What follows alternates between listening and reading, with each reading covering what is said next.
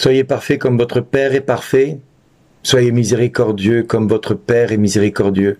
Ne jugez pas et vous ne serez pas jugés. Ne condamnez pas et vous ne serez pas condamnés. Pardonnez et vous serez pardonnés.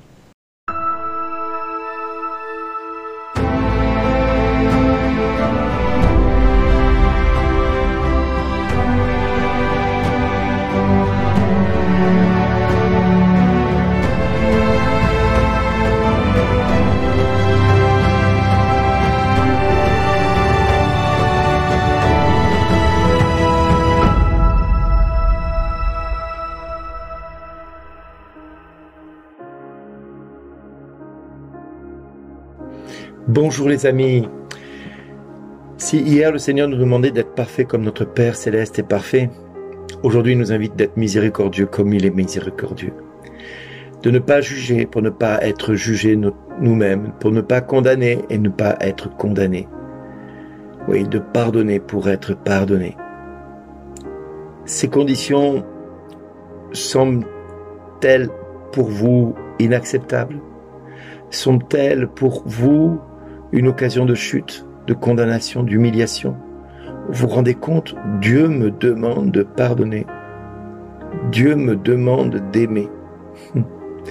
D'être miséricordieux. Non mais attends, il ne sait pas ce que j'ai vécu. Il ne sait pas ce que j'ai enduré. Ah, c'est facile de dire ça. Pardonnez, vous serez pardonné. J'aimerais bien le voir. Franchement, quand tu vis ce que j'ai vécu, franchement, il n'y a pas de pardon possible. Non, c'est pas possible. C'est impossible de pardonner. Nombre de fois que j'ai entendu des personnes me dire cela. Nombre de personnes qui m'ont dit « Ce que j'ai vécu, tu n'imagines pas ce que j'ai vécu. » Et je le regardais toujours avec beaucoup de compassion. Et je disais « Oui, Jésus a vécu cela. » Ouais, mais lui, c'est Dieu. Moi, je suis pas Dieu. Moi, je suis pas Dieu, donc il n'est pas question qu'on me mette au même niveau que lui. Si lui, il a réussi à le faire, ben, tant mieux pour lui, mais moi, je peux pas. C'est au-dessus de mes forces. Est-ce que l'évangile de ce jour nous invite à le faire avec nos forces? C'est quand je suis faible que je suis fort. Oui, ne mettez pas votre puissance et votre force dans ce pardon. Ce serait orgueilleux. Alors non seulement vous auriez la miséricorde à vivre, mais en plus vous devriez vous humilier parce que vous aurez été orgueilleux. Non, non, non, non, non. Ne tombez pas dans le piège de l'ennemi où vous devez à tout prix pardonner avec vos forces et vos petits bras musclés. Si Dieu avait voulu que vous le fassiez avec votre force, et vous aurez dessiné un grand S sur votre poitrine, comme Superman et Superwoman. Non. Et puis si Dieu avait voulu que vous soyez fort et indomptable, et vous aurez mis des ailes dans le dos et vous aurez dit « Tu es un ange, comporte-toi en ange, lutte contre les démons, tu es bien plus fort que les démons, tu as ma gloire, tu as ma présence. » Ou alors il vous aurait mis une auréole sur la tête. Tu es saint et rien ne peut t'atteindre. Mais voilà l'échéance qui arrive, l'échéance que vous ne voulez pas entendre.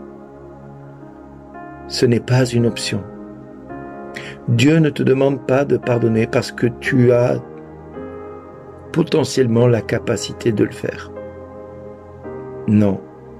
Dieu te demande de pardonner parce que c'est un de ses commandements. Celui de mettre la parole de Dieu en pratique. Et de la vivre autant que possible. Donc la mettre en pratique, c'est de la vivre. On est d'accord, c'est la même chose. Sauf qu'on peut la mettre en pratique sans la vivre. Je m'explique. Vous pouvez vivre une vie comme, je vais dire, quelqu'un qui est sportif, qui fait de la course, et vous pensez que vous êtes un champion, sauf que tu n'as jamais concouru contre qui que ce soit. Alors tu cours tous les matins, tu t'entraînes tous les matins ou tous les soirs. Ah, tu cours. Ça, c'est vivre, c'est mettre en pratique la course, oui. Mais est-ce que tu vis la compétition pour autant? Non. Parce que tu cours tout seul. Et il n'y a pas d'adversaire. Or, vivre c'est vivre avec l'adversaire qui est en face et qui vous dit, vous n'y arriverez jamais. Tu ne gagneras jamais, je ne te laisserai jamais gagner. Eh bien, le compétiteur, lui, est celui qui va mettre en pratique le sport pour vivre ce sport et exercer tout ce qu'il aura été capable de faire dans le privé, dans cette vie qui est la pratique, pour que cela devienne sa vie et une vie de challenge face à l'ennemi qui veut à tout prix l'abattre. Alors mon ami, aujourd'hui peut-être que tu te dis mais comment je peux pardonner? C'est pas possible, c'est impardonnable. Oui, c'est impardonnable et je ne te demande pas de le faire avec tes petits bras musclés. Non, tu tirerais d'orgueil de ce pardon que tu as réussi à accorder. Et tu commettrais un autre péché qui ne te sortirait pas des griffes de l'ennemi. Non, avance-toi vers Dieu ce matin. Viens vers lui et dis-lui simplement, Seigneur, vois ce qu'il m'a fait, vois ce qu'elle m'a fait. Regarde, je ne peux pas pardonner. C'est impardonnable. Mais je veux être obéissant à ta parole. Je veux obéir à ta parole. Alors pardonner, je ne peux pas, mais je veux obéir à cette parole. Et j'accepte, Seigneur, par obéissance à cette parole, de pardonner comme toi tu m'as pardonné. Oui, je pardonne à mon agresseur, comme tu m'as pardonné. J'accepte de pardonner en m'appuyant sur ton propre pardon à mon égard. Parce que je ne mérite pas que tu me pardonnes. J'ai commis tellement d'erreurs dans ma vie.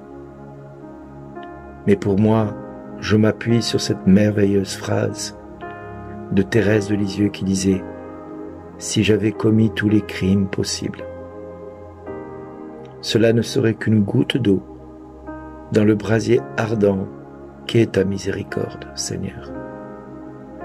Alors puisque tous mes péchés, tout ce qui me condamne aujourd'hui, n'est qu'une goutte d'eau dans ton brasier de la miséricorde, je choisis de pardonner à un tel ou à une telle le mal qu'il m'a fait. Non parce que j'en ai envie, mais parce que tu me le commandes.